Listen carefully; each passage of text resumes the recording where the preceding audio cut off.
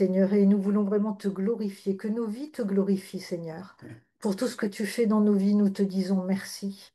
Nous te disons merci et toute notre reconnaissance, Seigneur, pour ces moments, pour ce que nous allons entendre ce soir, pour ton serviteur qui va témoigner de ta grâce, de ton amour inconditionnel, de ta main qui n'abandonne jamais tes enfants dans quelque situation qu'ils se trouvent. Que nous puissions chacun, Seigneur, ouvrir nos cœurs, nos oreilles, Seigneur, afin de recevoir eh bien, la parole que tu as pour chacun d'entre nous ce soir. Que ta bénédiction vraiment nous visite. Au nom de Jésus, merci Seigneur. Amen. Amen. Amen. Alors Jean-Charles, on te laisse vraiment toutes les cartes entre tes mains. Ils prennent son temps. Ils prennent son Et temps. j'ai le jeu de cartes alors. Donc. Prends ton temps et fais-toi plaisir en même temps. Ben, écoute, merci déjà Yves et Michel de m'avoir invité. C'est vraiment un plaisir de vous retrouver tous parce que bon, je sais que Valérie est une assidue des réunions, moi beaucoup moins. Mais voilà, c'est un premier pas que je fais avec vous et je suis très honoré. Et voilà, je vais vous parler de mon témoignage. J'aurai beaucoup de témoignages. J'ai pas mal de témoignages dans ma vie que j'aurais pu sélectionner. Mais celui-ci est sans doute le plus fort parce que c'est celui où j'ai rencontré Dieu. Voilà, c'est celui où vraiment Dieu est venu me chercher quand j'avais vraiment besoin de lui. Alors bon, je vais vous présenter un peu l'historique, hein. Donc moi, je suis d'une famille chrétienne, enfin catholique. J'étais d'une famille catholique. Mes parents étaient catholiques. Ma mère était très pieuse. Euh, Elle priait tout le temps, tous les jours. Et encore plus qu'elle, je crois que mon arrière-grand-mère était encore plus qu'elle encore. Mon arrière-grand-mère, que j'allais voir très souvent, était une femme de prière. Tous les jours, elle priait. Tous les jours, tous les jours, tous les jours. Et bon, elle a vécu jusqu'à 103 ans, un bel âge. Et c'est vrai que nous, les petits, on a toujours été autour de nos anciens et on a vécu une enfance, j'ai vécu une enfance heureuse avec des parents qui m'ont toujours aidé, mon frère, ma grand-mère, mes tantes, mes oncles. J'ai vraiment été dans une famille qui était accueillante et bienveillante. Et donc j'ai grandi tranquillement, sagement, j'allais dire. Mais j'avais toujours au fond de moi un problème qui était la solitude. Me suis toujours senti seul, tout le temps, depuis que j'étais petit. J'ai toujours senti que j'étais seul. Donc je sais pas, je l'expliquais pas, je cherchais pas trop pourquoi. Mais j'étais aussi j'étais en recherche, parce que comme j'étais dans une école catholique, euh, j'étais à Saint-Dominique, à Vichy, hein, tout le monde connaît, enfin pour ceux qui habitent Vichy, qui connaissent Vichy, j'étais à Saint-Dominique, donc nous étions enseignés par des prêtres, hein, et on avait un enseignement rigoureux, donc il y avait du latin, on était très suivis par les prêtres qui nous enseignaient. Jésus, mais beaucoup Marie aussi. Et donc, bon, ces prêtres m'ont appris plein de choses et je voulais devenir prêtre. Je ne sais pas pourquoi, un jour, j'ai reçu ça, que je souhaitais devenir prêtre, peut-être à leur contact, peut-être parce qu'ils enseignaient. Et on avait des cours de catéchisme et j'étais passionné par le catéchisme. Et je me rappelle toujours d'un petit livre qui s'appelait La mie de pain. La mie de pain, c'était un petit livre rouge. C'est pas le livre de Mao. C'était c'était un petit livre rouge qui s'ouvrait comme un portefeuille, comme ça, comme un chéquier, un peu comme ça. Et cette mie de pain, c'était des petits récits de la Bible et notamment de la vie de Jésus. Et mais j'ai toujours été fasciné par celui que j'appelais l'homme en blanc, puisque sur les dessins, l'homme en blanc m'attirait.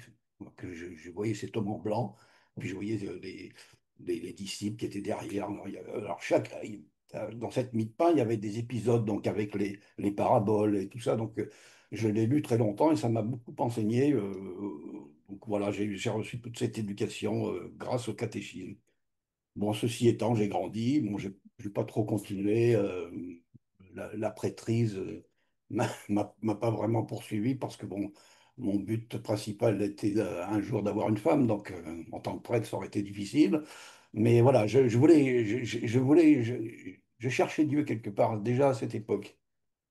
Donc j'ai grandi, ensuite j'ai fait, j'ai progressé, j'ai fait les Beaux-Arts, j'ai fait l'école de tapisserie d'Aubusson, j'ai été diplômé et je suis parti à Paris chez une artiste renommée qui connaissait énormément de monde à Paris, donc j'ai pu profiter de son carnet d'adresses pour faire de belles choses. Donc je suis resté 4 ans à Paris et toujours tout seul, toujours. Pas de copains, pas d'amis, toujours tout seul. La solitude était toujours là, toujours tout seul. Et puis un jour, j'ai décidé de quitter Paris après avoir travaillé pendant 4 années, mais ça me suffisait. J'ai dit, bon, je vais rentrer à Vichy. J'en ai un peu marre de Paris, c'était très agité, bon, c'était bien, mais j'étais tout seul, donc il fallait que je rentre à Vichy. Et puis j'ai dit, je vais monter ma propre boutique, ce que j'ai fait. La mairie de Vichy m'a alloué un petit local en face de l'église Saint-Blaise, pour ceux qui connaissent aussi. Et donc là, j'ai monté mon atelier de tapisserie et de peinture et d'art graphique. Donc ça marchait moyennement, j'étais bien, mais encore là, toujours tout seul. Toujours tout seul. Alors, je me suis rapproché de deux vrais copains, ceux qui sont venus vraiment, c'était entre guillemets, comme on dit, comme les jeunes disent, c'était mes potes, quoi. C'est vraiment, on avait fait pas les 400 coups, mais on avait fait beaucoup de choses ensemble. Et, euh, et donc, ils m'ont accueilli, et surtout leurs parents. Leurs parents m'ont accueilli. J'étais comme à leur troisième enfant, puisqu'ils étaient deux frères, j'étais leur troisième enfant. Tous les soirs, j'allais manger chez eux. J'étais invité, je participais avec eux, voilà. La seule chose qui a commencé un petit peu qui a été un peu déclencheur dans cette histoire, c'est que moi, je m'en suis pas rendu compte tout de suite, mais vous verrez dans le suivi de l'histoire que ça va compter, c'est que la mère de mes copains était une cartomancienne. Donc, c'était une cartomancienne qui avait pignon sur rue et qui avait un local, donc voilà, qui faisait ses tours je vais dire, entre guillemets, de magie. Et donc j'ai grandi un peu dans leur milieu avec eux, comme ça, et tout doucement. Et puis, tout doucement, comment dire, je me suis fait mettre, entre guillemets, la main dessus par cette femme. Je ne l'ai pas senti, je ne l'ai pas ressenti. J'ai senti que plus tard, ressenti beaucoup plus tard, et vous verrez que la dégradation qui s'en est suivie a été féroce. Euh, donc cette femme m'aimait bien, moi j'aimais bien ces gens. D'ailleurs, je leur portais vraiment un amour sincère, quoi. Et donc cette femme m'a pris un petit peu comme ça en affection. Donc j'allais la voir dans son cabinet, j'allais la chercher les soirs de temps à autre quand ses enfants ne pouvaient pas aller la chercher. Et de temps à autre, elle me disait, bah, tiens, bah, je vais te tirer les cartes, ça t'intéresse, bah, peut-être voir, parce que tu dis toujours que tu es tout seul. Peut-être voilà, voir quel est ton avenir, comment ça va se passer dans ta vie. Donc je me suis laissé avoir. Là, c'est là que j'ai commencé un peu à me laisser avoir. Et je, bon, j'avais déjà 27 ans, 26, 27 ans. Et j'ai recherché, comme tout bon garçon, l'âme sœur, j'ai recherché une femme. Et c'est vrai que je voulais briser cette solitude qui me pesait, quoi, depuis tout le temps.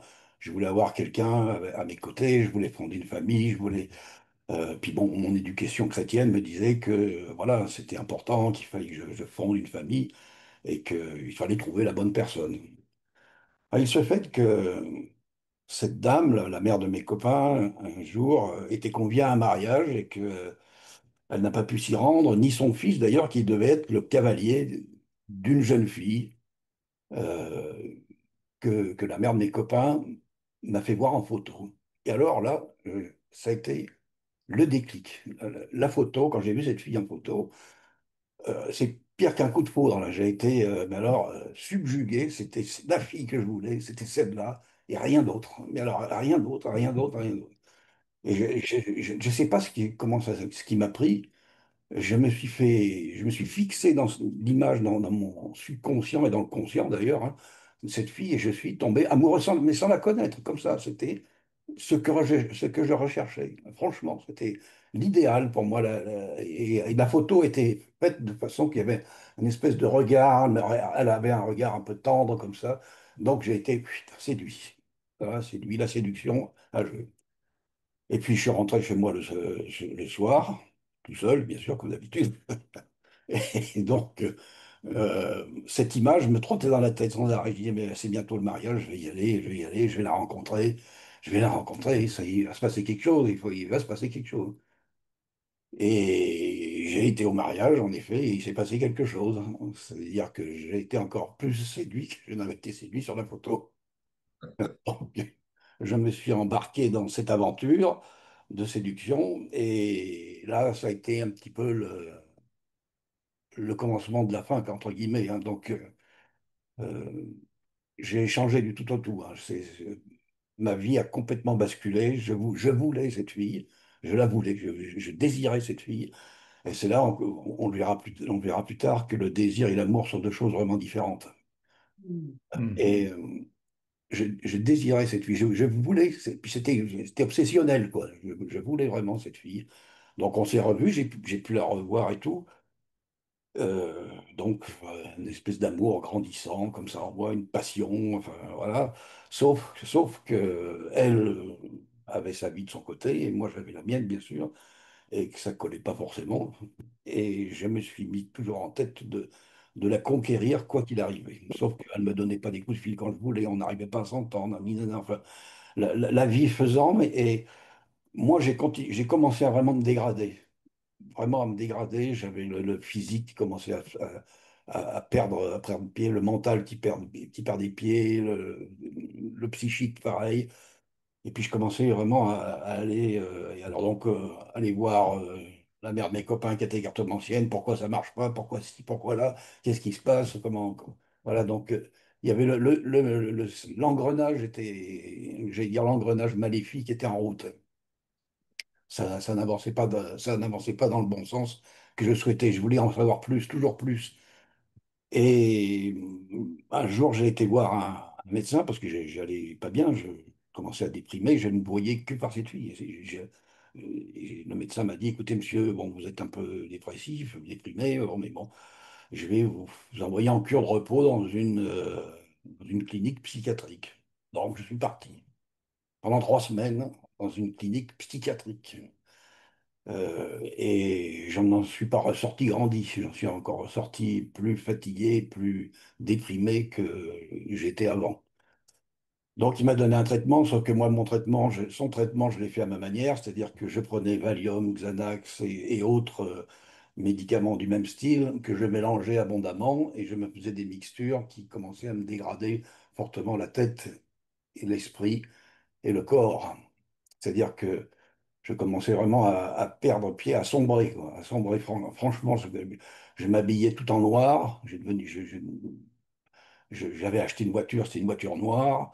J'avais les idées noires, bien évidemment. Et tout était noir dans ma vie, tout était noir. Et toujours cette fille qui était dans ma tête que je ne pouvais pas conquérir comme je le souhaitais. Donc, ça a continué à se dégrader. J'ai arrêté de travailler, je pouvais plus travailler, j'ai plus envie. J'ai plus envie de rien. J'ai plus envie de manger, plus de boire, rien, j'avais plus envie. Et alors, mes parents commençaient un peu à s'affoler, hein, aussi, parce qu'ils disaient qu'est-ce qui se passe, voilà. Et puis, un de mes cousins qui habitait Toulouse m'a dit, écoute, viens, on va te donner la pêche, viens avec nous. Tu vas voir, ça va aller beaucoup mieux. Alors, je suis parti à Toulouse. Mais à Toulouse, c'est devenu encore pire que ce que c'était à Vichy. J'ai continué à prendre des médicaments comme il ne fallait pas. Je sombrais de plus en plus. Un petit exemple pour dire dans quel état j'étais. Je m'étais endormi avec une cigarette au bec, avec gavé de médicaments dans le lit. Dans le lit a pris feu. Heureusement, mon oncle est venu, il me tirait de là. Sinon, bah, je partais en flammes avec le lit. Voilà, c'était pour vous dire où j'en étais. Donc, mon cousin qui tenait une entreprise de nettoyage voulait partir en vacances et il m'a dit, écoute, est-ce que tu peux me remplacer, faire les tournées et tout, je te laisse la voiture de fonction et tout. J'ai dit oui, si tu veux, quoi. Mais enfin, dans l'état où j'étais, je pense qu'il n'a pas vu dans l'état où j'étais. Bref, je l'ai fait, mais je me suis encore plus épuisé. C'est-à-dire que j'en pouvais enfin, de moins en moins, quoi. Enfin, pour ceux qui me connaissent, bon, je fais plus de 90 kilos, bon, je suis costaud, j'étais un bon, grand sportif, hein, je faisais beaucoup de sport. Quand et là, j'ai commencé, je faisais déjà plus que 75 kilos, j'avais perdu 15 kilos, quoi. Et c'était pas fini, ce n'est pas loin d'être fini. Loin, loin, loin d'être fini. Et donc, j'ai repris l'entreprise de mon cousin, j'ai fait ce que j'ai pu, hein, parce que, voilà. Et au bout de 3 semaines, quand il est revenu de vacances, j'ai dit, écoute, Pierre, parce qu'il s'appelait Pierre, et j'en peux plus, je vais rentrer à la maison, je vais voir mes parents, et puis je vais voir, quoi, parce que j'y suis plus, quoi. Donc, il m'a dit, bah, écoute, rentre et tout. Donc, je suis rentré de Toulouse à côté de Clermont, à côté de chez mes parents, à Gigha, comme un fou. J'avais une voiture de sport, mais un fou, hein. Je pense que s'il y avait eu quelqu'un qui se mettait au travers, je me broyais, quoi, hein. Mais je roulais des vitesses pas possibles. Donc, je suis arrivé encore vivant chez mes parents. J'arrive chez mes parents, donc je monte dans ma chambre et tout. Bon, ils m'ont accueilli avec gentillesse et amour, hein, comme ils l'ont toujours fait. Et ils voyaient bien que ça n'allait pas. Et ma mère essayait beaucoup de me parler. Mon père essayait aussi, mais bon, c'était plus difficile parce que c'était une sorte j'étais dans cette dépression affective, sentimentale. Ma mère a beaucoup plus réagi que mon père. Elle était plus près, plus proche de moi. Elle m'a aidé vraiment beaucoup dans ces moments-là. Et j'ai continué comme ça à me dégrader chez mes parents. Toujours avec mes mixtures de cachet. Ma mère disait, mais on va faire venir le médecin, faut que tu peux pas rester comme ça et tout. Alors le médecin est venu, il m'a dit, qu'est-ce que vous voulez, Madame Tartière, votre fils, parce qu'on va pas le faire interner quand même, on va pas le remettre dans une clinique psychiatrique où ils vont leur regorger encore plus de médicaments. Et qu'est-ce qui va, voilà, qu'est-ce qui va devenir? Donc, il venait régulièrement, le médecin, parce que bon, je faisais rien, donc j'étais là, à l'abandon, euh, une vraie loque. Non mais bon, quand on dit une loque, c'est que j'étais tenu une loque. Et, euh, et puis un jour, mon frère m'a dit, écoute, il faut plus penser à cette fille. J'ai dit, oui, bien sûr. C'est facile à dire. Je dis, c'est facile à dire. Écoute, il dit, viens avec moi, je t'emmène, on va aller faire un tennis. Allez, je t'emmène, on prend les raquettes, on prend les balles. Allez, on monte dans la voiture avec mon frangin, hop, on monte au court de tennis, on commence à échanger, tac, tac, tac, tac, avec la force que j'avais. Et puis d'un seul coup, je sais pas ce qui s'est passé. Impossible de tenir la raquette, j'ai tout lâché, la balle, la raquette, le machin. Le cœur s'est mis à s'accélérer, mais à une vitesse. Mais j'arrivais même plus à respirer. Je lui ai dit, écoute, on arrête parce que je sens que je suis fait une attaque là. Il y a quelque chose qui va pas là, hein. Et il voyait que je flanchais, mon frère. Il me dit, écoute, hop, il m'a pris sous le bras, il m'a dit, attends, il m'a remis dans la voiture, il est redescendu à la maison, il m'a remonté dans la chambre, et puis le médecin est venu, il a dit, bon, il a dit à ma mère, il faut qu'il se repose vraiment, parce que là, il est au bord du pas bien, là, hein, voilà. Et il dit, ça va pas, là, donc, bon, il m'a donné un petit peu, encore un petit traitement pour essayer de sauver ce qui pouvait l'être, apparemment, hein, parce que j'étais vraiment mal parti. Et puis moi qui attendais toujours de ses nouvelles, cette Dulcinée qui ne voulait pas me répondre, me parler, voilà. Enfin, j'avais le numéro de ses parents, j'osais pas les appeler parce que je voulais pas les déranger. Je dis bon, ça les regarde pas après tout. Et ça a continué de se dégrader de jour en jour comme ça. Tous les jours, à la même heure, quand je me levais, c'était 17 heures quand j'ai fait la crise, je me rappelle de l'heure, 17 heures, quand j'ai fait la crise sur le court de tennis. Tous les jours, à 17 heures, rebelote, le cœur s'accélérait, et s'accélérait, tac, tac. Encore plus dans les jours et les semaines qui ont suivi. Après, c'était des secousses des membres inférieurs et supérieurs, partout, je tremblais de partout. Je transpirais de partout, je dormais plus. Et voilà, et donc ça a duré tous les jours, tous les jours, tous les jours, tous les jours, comme ça, pendant des semaines et des semaines et des semaines.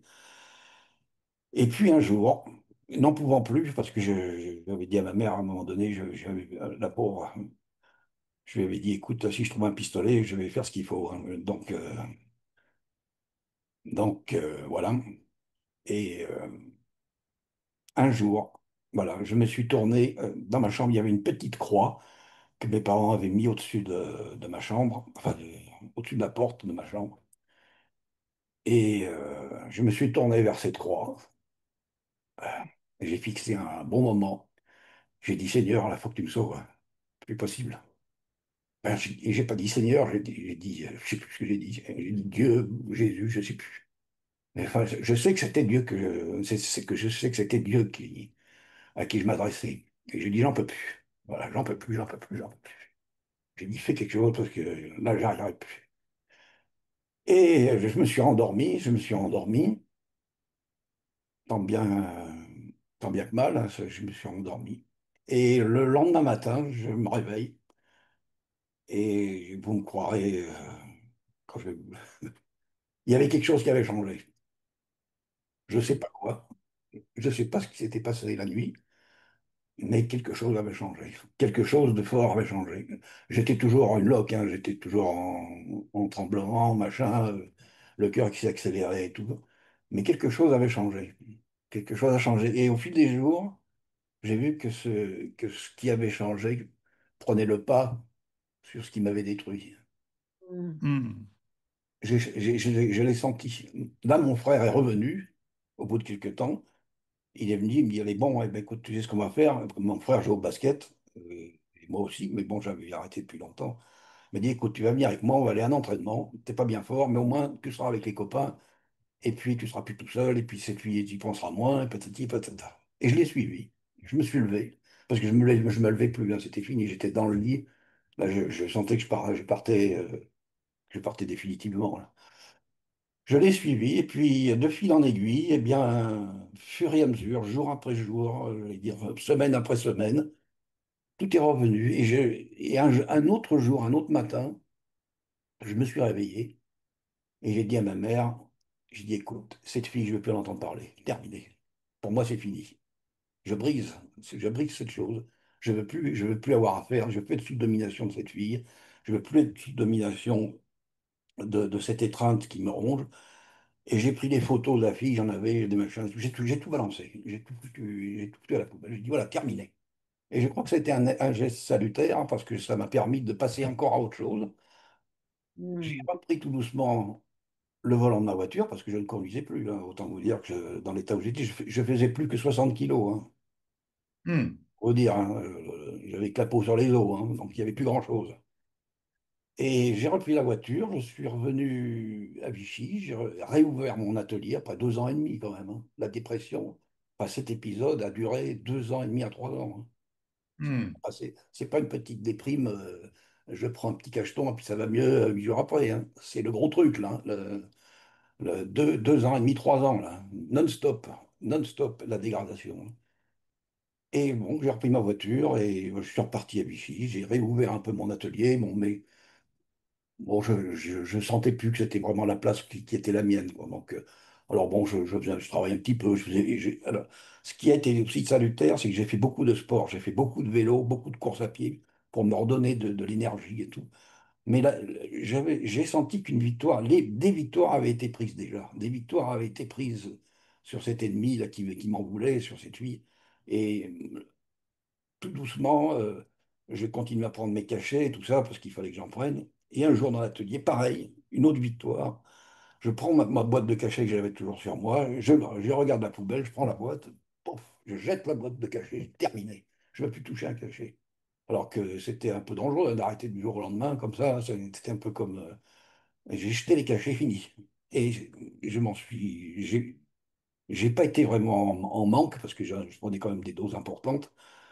Je pense que là, j'ai vécu aussi un miracle sans. Je ne le savais pas, hein, moi, je ne savais pas que c'était un miracle encore. Je l'ai découvert, j'allais le découvrir, hein.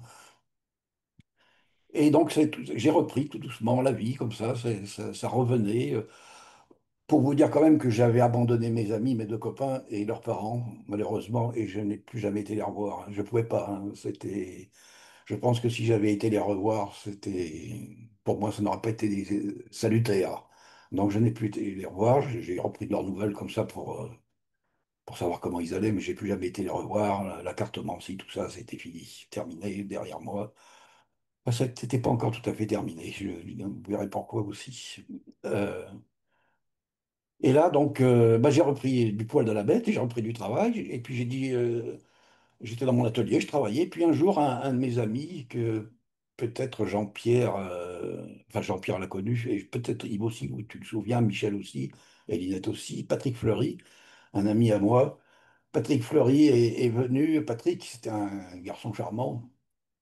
Et il rentre, je le vois dans l'atelier, il dit ah, comment ça va et tout. Et lui, ça fait longtemps, ça fait des semaines, des mois que je te vois, j'ai pas pu venir. Je voulais venir te voir. J'ai dit ouais, bah tu vois, j'ai traversé ce truc.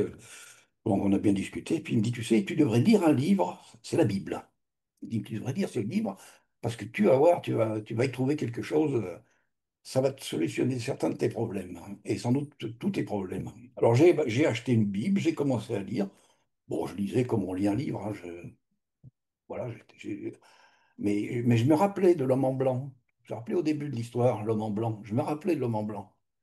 Et je le revoyais. Je le revoyais dans les histoires qui étaient racontées dans la Bible, l'homme en blanc. Donc voilà, j'ai la Bible. Et puis il me dit, qu'est-ce que tu dirais si on montait une petite société ensemble? Il me dit Patrick. Et on a monté une société ensemble qui s'est appelée Les Créateurs Réunis. Alors on a monté cette société. On était tous les deux des artistes, donc lui encore plus que moi, hein. Et on a travaillé ensemble, on a décroché des marchés, on a fait bon, pas mal de trucs ensemble. Et puis en parlant comme ça un jour, il me dit, tu devrais aller voir mes amis, certains de mes amis qui ont une radio à Vichy, qui Mhm. s'appelle Radio Logos. Il me dit, écoute, tu peux te mettre dessus, tu écoutes, et puis tu verras. Ouais, j'ai dit, oui, mais je vais écouter. Et quand j'étais gamin, mon rêve, c'était d'être journaliste. Bon, voilà. J'écoute, enfin, entre autres d'être prêtre, je voulais être aussi journaliste, donc je voulais faire plein de trucs. Et j'écoute la radio, clac, et j'écoute Jean-Pierre, réflexion, clam, ah, tiens, j'écoute un monsieur qui parle de Jésus, hein, oui, l'homme en blanc. Et je dis, bah écoute, je dis à Patrick, je dis, je vais aller voir cette radio parce qu'il faut que j'aille voir ce qui a été dit, quoi. Voilà. Je vais découvrir un peu. Et puis bon, la radio, ça me plaît, le journalisme, tout ça. Et je suis allé à la radio et j'ai rencontré Valérie et Daniel, donc qui faisaient partie de l'équipe de la radio, qui était l'équipe de la radio au début, et on a discuté ensemble et tout. Et puis bon, Daniel et Valérie me disent, est-ce que tu veux te convertir? Hein, c'est ça, hein. Enfin, est-ce que tu veux rencontrer Dieu? Est-ce que tu veux rencontrer Dieu, qu'on te parle de Dieu? Est-ce que tu veux qu'on prie pour toi et tout? Alors Valérie et Daniel me font rentrer dans les locaux et on monte vers la chapelle et des compagnons d'Épaphras. Alors moi, Épaphras, hein, voilà, je ne sais pas qui c'est cet Épaphras. Je ne sais pas trop qui était Épaphras, hein, donc pour tout vous dire. Mais voilà, donc je suis rentré dans la chapelle. Alors je me suis assis, je me rappelle, il y avait des petits bancs, là, des petits tabourets, c'était bien sympa. Et Daniel et Valérie commencent à prier pour moi. Et puis Valérie dit, ben, je vois une femme qui a de l'influence sur toi. Je dis, ben, non, non, non, non, non, il n'y a pas de femme qui a de l'influence sur moi. Enfin, Valérie avait bien vu qu'il y avait en fait un cartomancienne qui m'avait mis la main dessus. Et moi, je n'en étais pas rendu compte. Et donc, ils ont prié pour moi. Et là, j'ai donné ma vie à Jésus. Je me suis donné à Jésus. Comment dire, ça s'est passé d'une manière toute simple. Même Daniel, je me rappelle, m'a dit, tu essayes de parler en langue et ouvre ta bouche et dis. J'ai commencé à parler en langue sans savoir ce que je disais, en fait. J'ai dit, tiens, bah, voilà, des trucs, je ne sais même pas ce que je dis. Je raconte des trucs, je ne sais même pas ce que je dis. Donc, c'est pas grave. Et puis voilà, et puis je suis rentré le lendemain au Créateur Réuni avec Patrick, et le pauvre Patrick, je l'ai un peu laissé tomber. Et j'ai dit, écoute, j'arrête le Créateur Réuni, je vais à la radio. Je vais m'engager là-bas, ça me plaît là-bas, je vais y aller. Et puis de fil en aiguille, ben voilà, j'ai rencontré Dieu, quoi. La rencontre de Dieu s'est faite dans la chapelle des Compagnons d'Épaphras. Et puis après, j'ai rencontré Jean-Pierre, j'ai rencontré Jean-Louis, donc Jean-Louis Jaillet, avec qui j'ai longuement parlé, qui m'a donné une prophétie sur ma vie et qui s'est bien vérifié d'ailleurs. Et puis j'ai rencontré Michel, Yves, Josiane. Evelyne, enfin toute l'équipe de Vie Abondante et de Logos, et c'est devenu ma famille. Voilà, c'est devenu ma famille parce que euh, et en rencontrant Dieu, je n'étais plus seul. Cette solitude qui me pesait, je ne l'avais plus. J'avais perdu cette solitude. J'ai toujours été un peu quelqu'un de solitaire et je le suis encore un petit peu, mais entre solitaire et solitude, c'est pas les mêmes mots. Et C'est vrai. la solitude est partie. La solitude est partie. J'avais rencontré Jésus. Je sais et je savais que tout le restant de ma vie, j'allais être avec lui et que je serais plus jamais seul. Plus jamais. Et Mm. ça, c'est quand même miraculeux, hein, parce qu'après ce que j'ai vécu, je peux vous dire que de revenir d'enfer comme ça, c'était fort, quoi. Et puis, j'ai le plus beau des cadeaux qui est à côté de moi. Eh oui. Oui. Et ma femme aujourd'hui, et qui m'a donné deux beaux enfants magnifiques, ce que je rêvais depuis toujours, et deux petits-enfants aussi magnifiques. Donc, j'ai été comblé par Dieu. Il m'a comblé de toutes choses. Je voulais être journaliste, il m'a mis journaliste, il m'a mis à la tête de la rédaction de l'info. Je voulais être ceci, il m'a donné cela. Je voulais une maison, il m'a donné une maison. Des beaux enfants, il m'a donné des beaux enfants. Il m'a tout donné. Il m'a tout donné.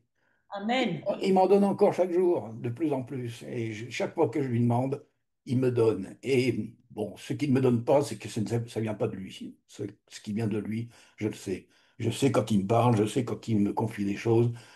Et bon, j'ai grandi comme ça avec lui, à mes côtés. Et puis voilà, avec vous tous, hein, parce que vous m'avez tous apporté tant de choses. Parce que quand je suis arrivé à Logos et à Vie Abondante, j'étais pas encore tout à fait guéri, hein. J'étais encore un petit peu flanchouillard. Et les prières de chacun, les enseignements de chacun, les réunions de prière de chacun m'ont fait beaucoup de bien. Et ça m'a établi. J'ai été établi par le Seigneur et par vous. Et franchement, j'ai pas regretté. L'épreuve a été dure, mais le résultat valait la peine. Amen. Voilà, donc aujourd'hui, je suis un serviteur de Dieu simple, discret. Peut-être, je vais peut-être maintenant éclater au grand jour, je l'espère.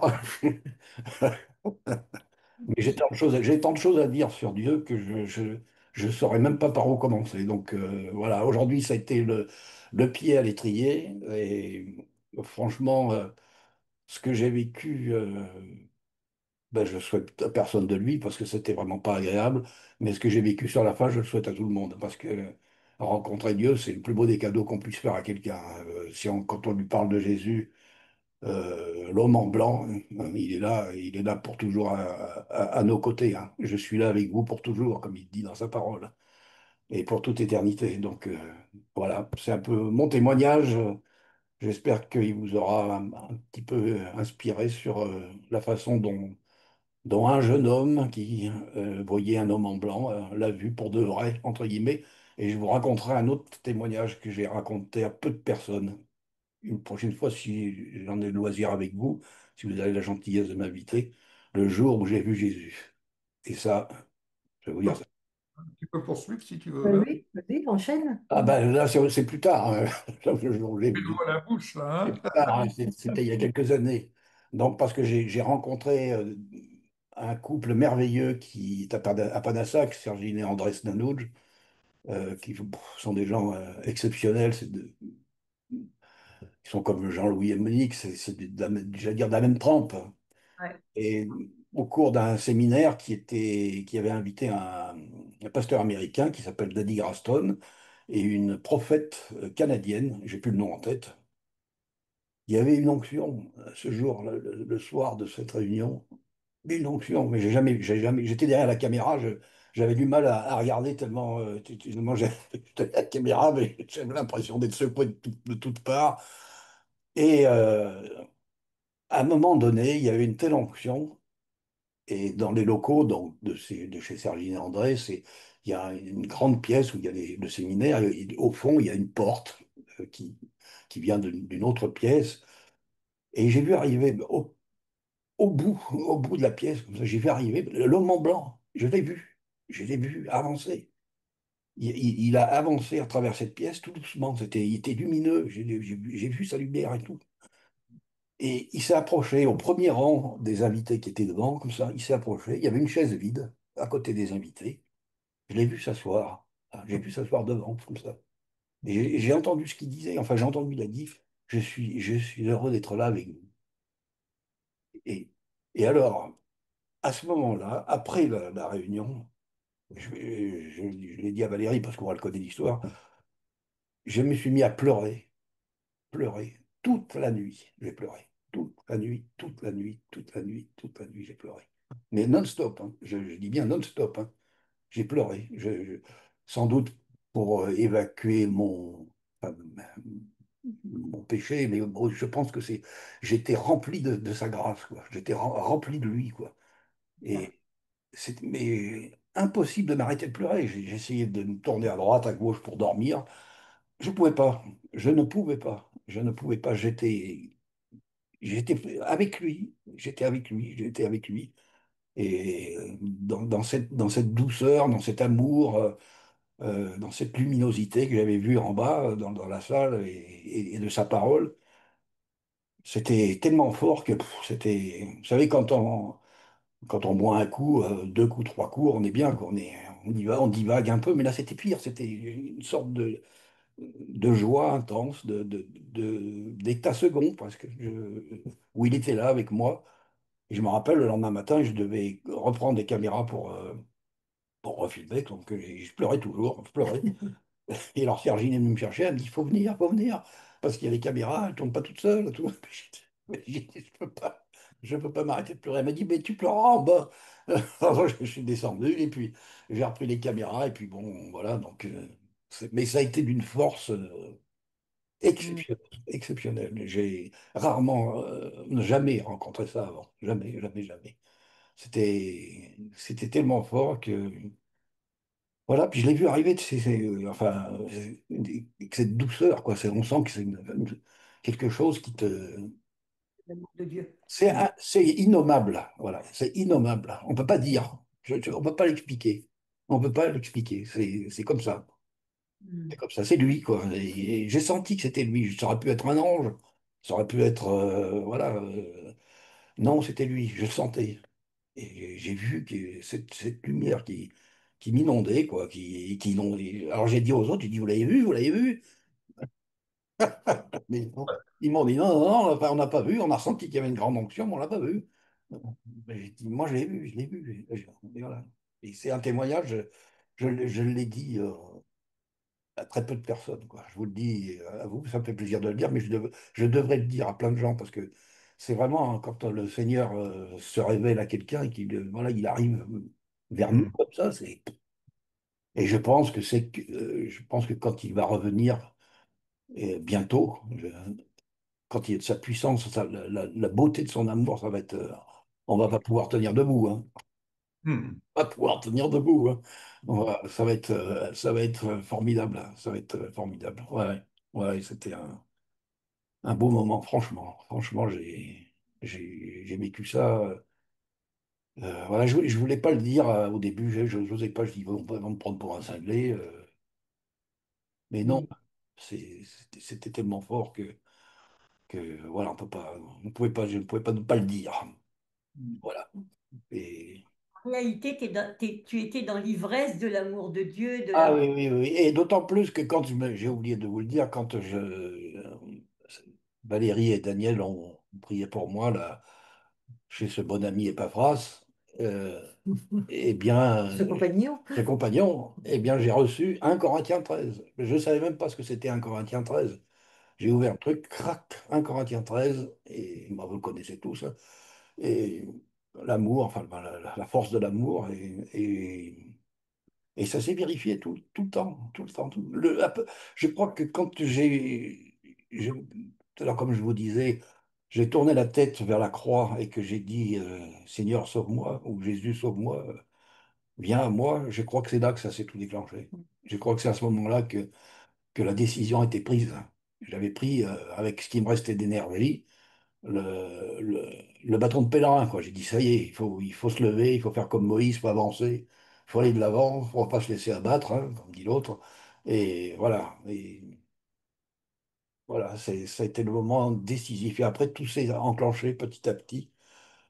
Et on va être tous appelés. moi y compris, à vivre de grands miracles avec le Seigneur, hein. Et Alléluia. ce qu'il fait au quotidien, c'est splendide. Voilà. C'est Voilà vrai. pour mon témoignage. Amen. Merci Seigneur. Merci, merci Seigneur, et merci. Amen. Gloire à Dieu. Un beau témoignage. Alléluia. Merci Alléluia. à vous.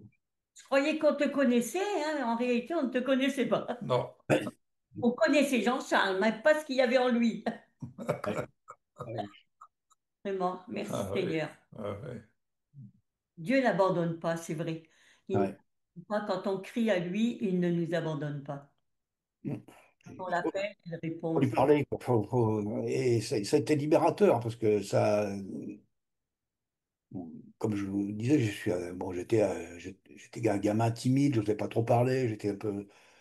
Et la radio, le fait aussi d'être à la radio, ça m'a obligé à parler parce que j'étais obligé de parler à la radio. Une radio où ils ne parlent pas, c'est. Voilà, il n'y a rien. Donc, voilà, donc ça m'a libéré de plein de choses. Et pour en finir, quand j'ai déclaré cette parole, donc Seigneur sauve-moi, et quand tout a évolué, mais Ouais. ma personnalité même a changé. Ouais, oui. J'étais plus timide, j'étais plus seul, j'étais plus entreprenant, toute ma personnalité. En fait, la vraie personnalité divine qui est en nous tous s'est révélée.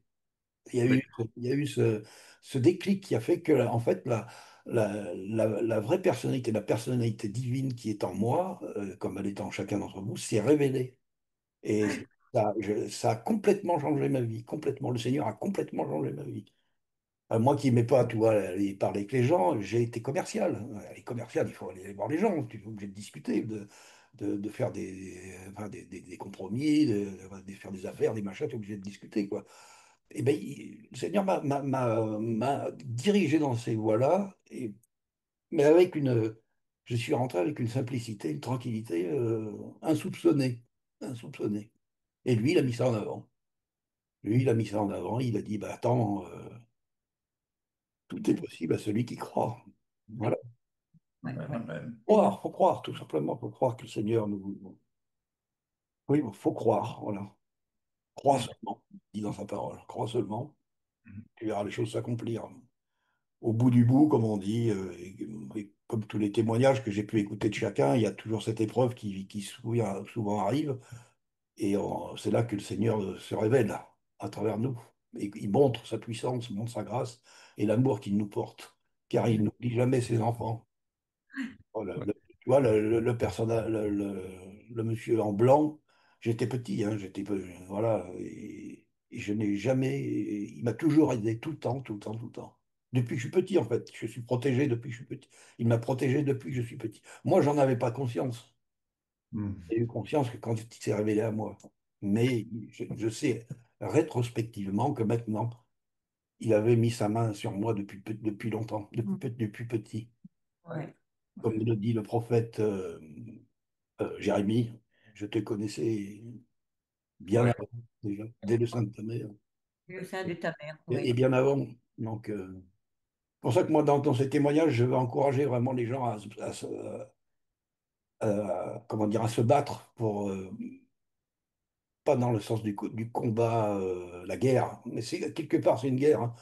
Il faut se battre contre l'ennemi, quoique Jésus ait pris l'ennemi, a vaincu l'ennemi, mais faut continuer. Nous, on a notre part à faire. Cette part, il fallait la faire, il fallait que je la fasse. Parce que Mm. c'était entre guillemets, mes propres démons que j'affrontais.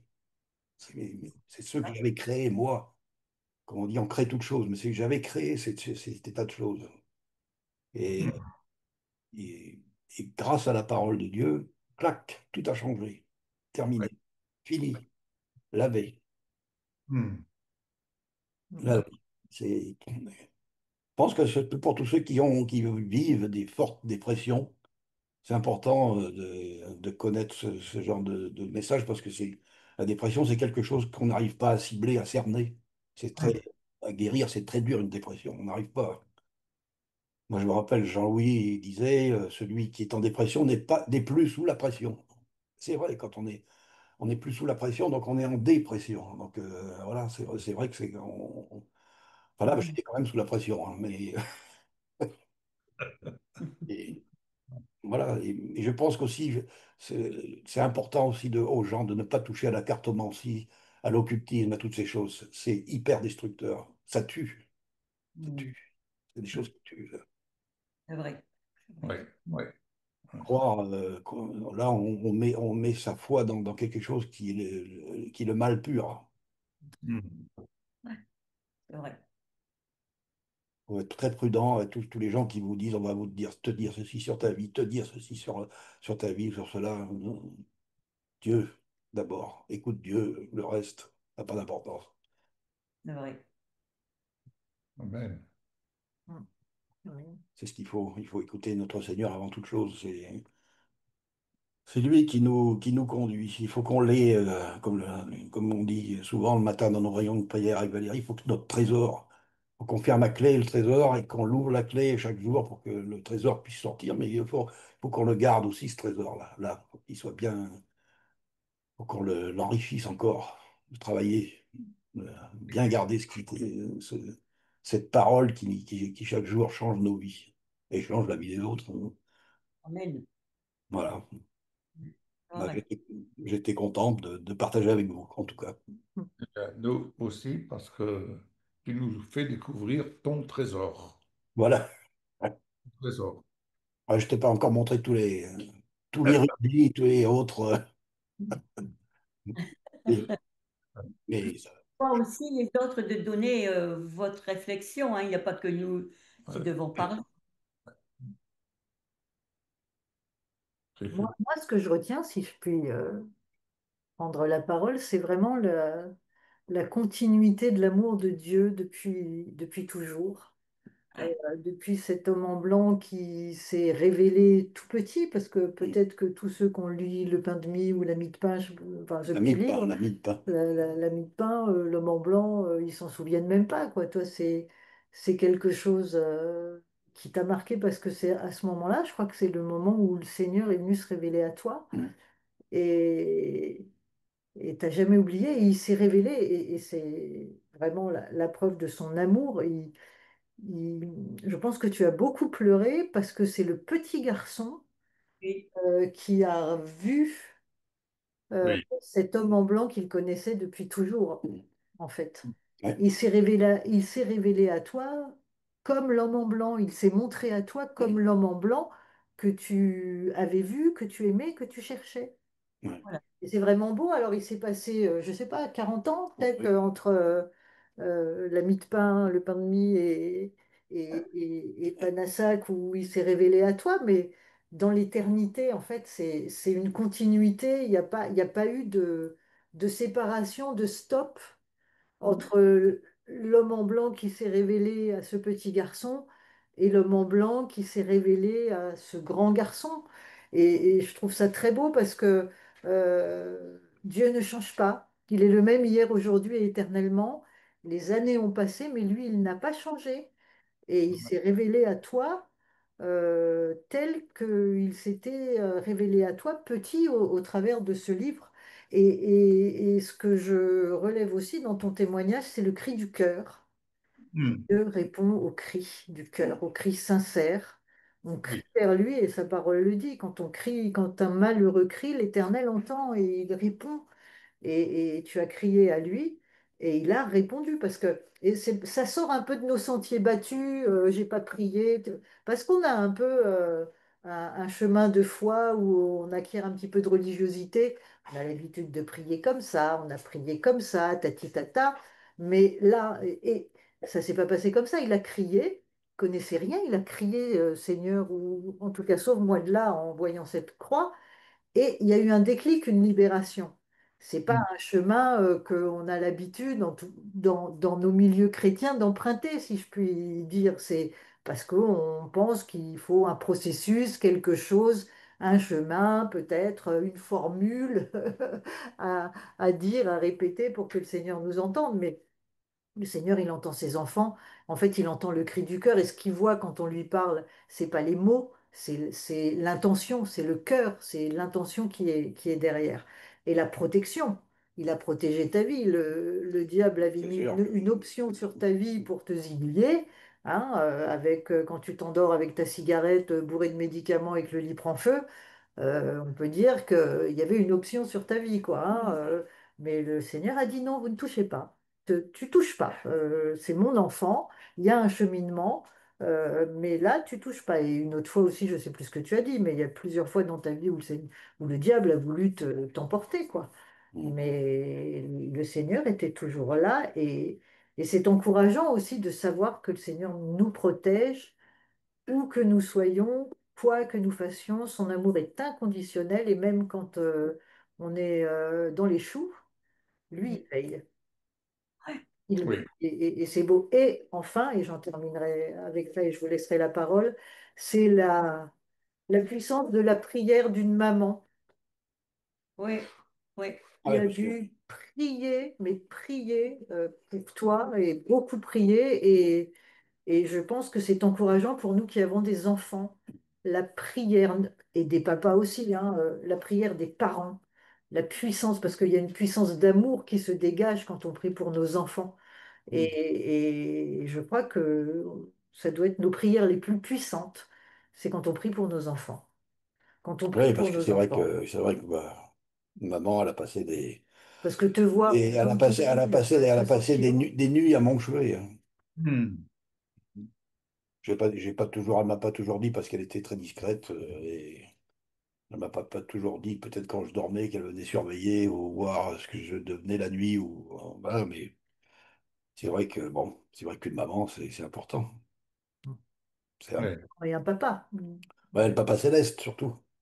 Bah, le papa terrestre aussi, Ouais, le mais, papa terrestre aussi, oui, bah bien oui. sûr. Mais c'est vrai qu'il y a quelque chose de... Pour une maman, c'est les entrailles. On l'a oui. portée dans notre sein et il y a un lien très fort. Ah oui, oui. Et une maman qui prie, c'est une maman puissante. Enfin, Dieu l'utilise puissamment pour ses enfants. Hmm. Voilà. Et je voudrais te laisser ce psaume 121. Je lève mes yeux vers les montagnes, d'où me viendra le secours. Le secours me vient de l'Éternel qui a fait les cieux et la terre. Il ne permettra pas que ton pied chancelle. Celui qui te garde ne sommeillera point. Voici, il ne sommeille ni ne dort, celui qui garde Jean-Charles. Amen. Si il ne sommeille ni ne dort, l'Éternel est celui qui te garde. L'Éternel est ton ombre à ta main droite. Hmm. Pendant le jour, le soleil ne te frappera point, ni la lune pendant la nuit. L'Éternel te gardera de tout mal, il gardera ton âme. L'Éternel gardera ton départ et ton arrivée, dès maintenant et à jamais. Amen. Amen. Amen. Jean-Pierre, toi qui as connu Jean-Charles, est-ce que tu aurais quelque chose à partager?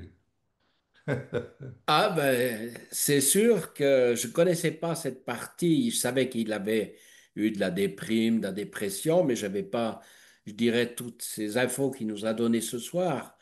Et comme il citait Jérémie, et il sait combien, et Valérie encore plus, combien ce prophète m'a parlé terriblement. Et je crois que ce que tu disais, Jean-Charles, quand on voit l'évolution qui s'est passée depuis le moment où tu es arrivé à la radio et où tu en es aujourd'hui, eh Hmm. bien, je fais que confirmer la main puissante de la grâce de Dieu qui est sur ta vie et sur vos vies. Mm. Et je bénis Dieu de cela. Amen. Et je me réjouis dans les temps qui viennent qu'on passe un peu de temps ensemble en Ça Sardaigne. vient. Moi aussi, il me tarde de passer du temps avec toi. Jean-Pierre, est-ce que tu voudrais bien prier pour clôturer vraiment ce merveilleux témoignage que le Seigneur nous a fait entendre ce soir? Oui. Seigneur, nous voulons vraiment te louer. Combien tu es grand, toi qui as créé l'univers, les univers. Et Seigneur, tu prends un soin extraordinaire pour chacune de tes créatures.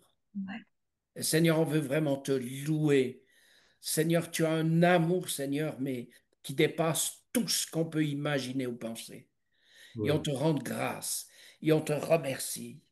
Mais Seigneur, on n'oublie pas, Seigneur, pour peut-être quelqu'un qui a écouté ou qui va écouter, et Seigneur, qui traverse cette période difficile, et nous proclamons que tu te révèles au travers de ce qui a été dit, tu te révèles dans les cœurs, et les personnes font cette démarche de dire, Seigneur, j'ai besoin de toi, viens dans ma vie. Et on te remercie. Que la grâce et que la paix soient sur chacun et chacune d'entre vous, ainsi que sur vos familles, et que sa gloire soit manifestée au nom de Jésus. Amen. Amen. Amen. Amen. Amen.